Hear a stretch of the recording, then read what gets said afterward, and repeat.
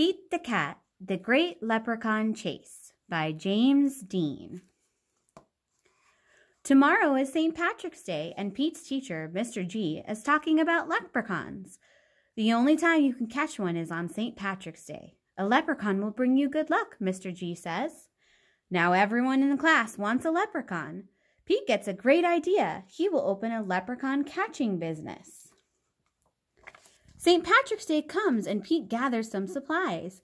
He hangs a sign above his stand. This will be easy, Pete thinks. Squirrel is Pete's first customer. I want a leprechaun, Squirrel says. I need good luck for my test. Cool, I'm on it, says Pete.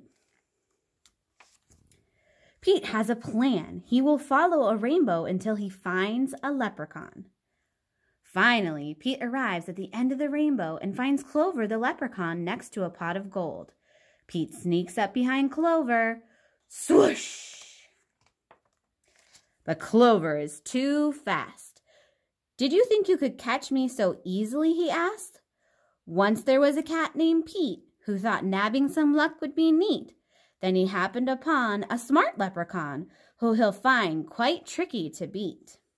Clover disappears in a puff of green smoke. Pete will need a new plan. That afternoon, Gus visits Pete's lucky leprechaun catchers. I want a leprechaun, Gus says. I need good luck for my band recital. Pete says, I'll see what I can do. Pete plans to lure Clover out with his music. He plays a jaunty song on his guitar. Before long, Clover dances over to Pete. Just a little closer, Pete thinks. Suddenly, Clover starts spinning around Pete. Round and around Clover goes, faster and faster. Oh no, Clover wraps up Pete with a rope. Pete has finally met his match, a crafty leprechaun he just can't catch. He'll never win, he better give in or find something else to snatch. That evening, Callie visits Pete's lucky leprechaun catchers. I want a leprechaun, Callie says. I need good luck for my tennis match. Says Pete. St. Patrick's Day is almost over. There isn't much time left to catch a leprechaun. But Pete won't give up yet. Pete sets a trap for Clover. Before long, Clover tiptoes up to the trap and sniffs the air. I love candy, he whispers, peering under the box. Pete waits very quietly. Crash! Pete rushes over and checks underneath the trap, but it's empty. Clover skips away. Pete has tried many a plot, but still I haven't been caught. And isn't it dandy? I even got candy, while Pete ends up with squat.